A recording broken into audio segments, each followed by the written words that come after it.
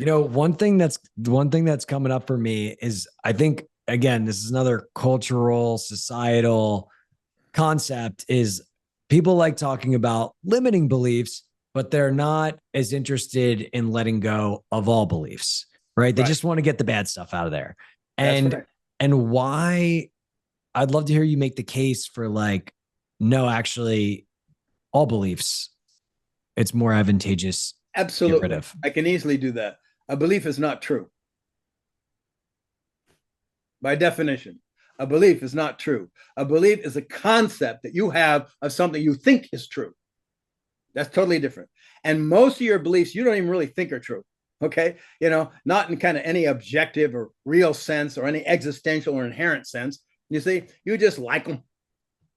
When you buy into some kind of spiritual belief system, it's like you just like it, right? Oh, I love that. I'm going to be, this and that, the other thing.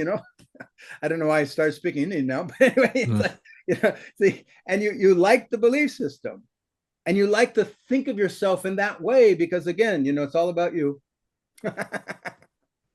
And see, the truth isn't about you. Even the truth of you isn't about you. It's about what's true. See? Independent of what you want, independent of what you believe, all of that shit, independent of the assumptions and inventions that found your reality. It's just what's true. See? And so in my world, see, what I recommend in any case is grasp what's true, become conscious, stop being so damn ignorant. And Mm. then you start noticing what you're actually doing here. See? It's helpful for that. Yeah. See, but in any case, you um you can't base, I've said this many, many times, you can't base your search for what's true on what you want. Mm. See, you're immediately biased when you do that, and you'll never get what's true. See, you can't base it on what's useful to you. See, because then you're always looking for use and function, and that's you, and that's an invention, and that's a certain kind of relationship. It's a total bias from the beginning. You see, and the moment you base what's true, or your search for what's true, or your contemplation of what's true on something like that, you're already you won't do it. It won't happen. See, so you got to grasp what's true, whether it's good for you or not, whether it's useful or not. Maybe what's true has no use at all. Yeah, all right, but it's what's true.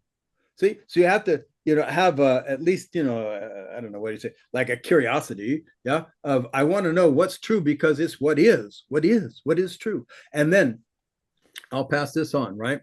In whatever way you can conceive of it, what is, there's no suffering. See, there can't be. See, suffering is a process, an activity. It's something created by the mind. See, what is what is, right? See? So now, if you make a distinction between what is, whatever way you hold that, what is absolutely, ultimately, infinitely, what is, which that's a good one. Okay. Or just what is like a table, what I'm saying? What is like existence? What do you call, what do you call this? Reality that you perceive, the reality that you perceive, right? You say, what is? There's no suffering there. Say, you notice the walls around you, they're not suffering. Your chair, it's okay. No suffering, right? See, what is, right? You too, if you didn't have this other shit, no suffering. See, so you make a distinction to what is and what isn't. And what isn't your mind.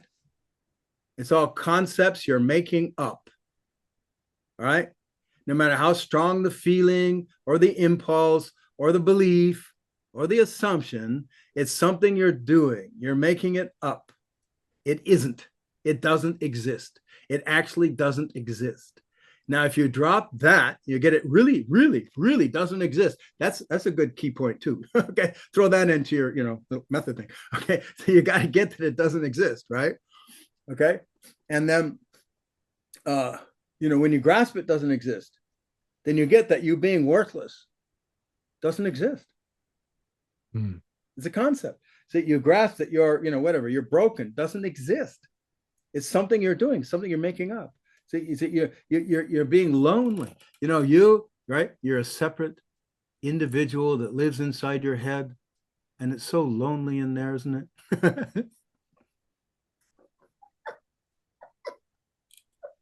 I appreciate the way you can laugh about these things like most people can't. That's for sure. Oh yeah.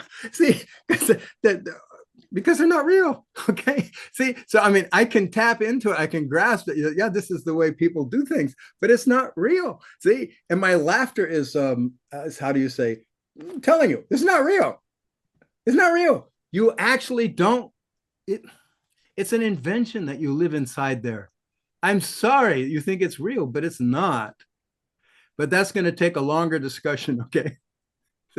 That's a little bit longer. You see what I'm saying? But you see that whole idea of being a separate individual and me separated, living in there. What if that's not real? Then the separation is not real.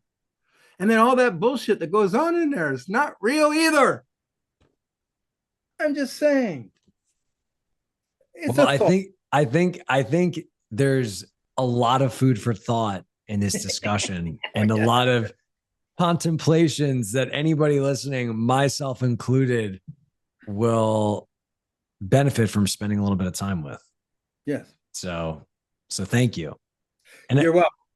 And I'm curious, like, I think there's a lot of people listening to this that are more curious to learn more, to go deeper. I plan on reading your book when it's out.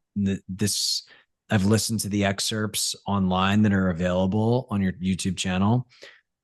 If we want to go deeper with some of the things you're talking about, where can we do that? Yeah, sure. Thank you. First of all, the book that's coming out, the suffering book, is about book 12, right? So there's other books you could read too. And the kind of tome, or the central kind of the Bible of this work, is called the Book of Not Knowing. And I recommend like that first. Okay. It's a lot of not knowing. It's like 600 pages. Yeah, let's see. Can you see that? It's a biggie. Yeah. See, it's the Book of Not Knowing. Okay. Anyway, and then there's other books too. I don't care. Read them, don't read them. But I would start, because it lays a big foundation that would be helpful, really helpful. It even talks a lot about contemplation, about this mind stuff, and contemplating that, right? So it'd be helpful to get more out of the suffering book, if you want. So I would recommend that. And then my name is Peter Ralston, Ralston. You'll probably have it somewhere, right? Peter Ralston. That's all you have to remember. And you just do peterralston.com. Nice. I'm a .com. Okay. And then, people can see the work that we do here. And we do, workshops. People come here from around the world, live for a little while, a week, a month, whatever. Very, very serious people, maybe 8 months, whatever, like that. And it really, really makes a difference. It does. Because as you can imagine, see, we've whipped through a bunch of stuff here in an hour or so. And there's not a chance in hell anybody can actually get it that fast. See, even in a workshop, it's more challenging, but boy, does it make a difference. Because you actually do the work. You do it piece by piece. You move through this and that, and contemplate, do exercises, and address issues, etc. from the ground up, you see. So I recommend it. It's good stuff. Yeah. I mean, it sounds very interesting. And I live in Texas, so maybe right, Austin, right? Yeah, maybe I'll come and see you. How far from Austin are you? 2 hours. Oh, cool. Nice. We're in the hills outside San Antonio. You know where Bernie is? I don't, but I know where San Antonio is. Okay, we're to the west of San Antonio in the hills. Nice. Northwest, yeah. And we got our own little place here. Yeah, it's not that far. Come on down. We do month-long retreats. I used to have a school in California, and community people could come, and come and go, right? You know, at the school, because it's like in a city. But now I'm not in the city. I'm in the middle of nowhere, right? And I have a lot of people in Europe and Australia and Japan, you know, different places, right? And the U.S. and like that, you know. So they come here and live for a while, because I don't do a community thing, you know, for locals. And you know, so we have it set up so people can come and stay for a while. So, you know, it's not far from you. You should come on down. We do like a month, like in spring, April. We do a whole month of workshops. And then in the fall, we do another month, October, usually, you know, like that month, October, April. And in the winter, we do the body stuff and little martial stuff in January. Nice. So we just do that. Yeah. So. Nice. Very cool. We'll make sure to link all that out, as well as the book, your site, so it's easy for people to find. And thank you, Peter, for this thought-provoking conversation. It was a lot of fun. And I also just think you might win the most enthusiastic guest award, which is freaking awesome. I love it, man. Okay. Thank you. Thank you. I hope somebody, you know, I hope your listeners benefit from it. Absolutely. All righty. We'll see you on the next episode.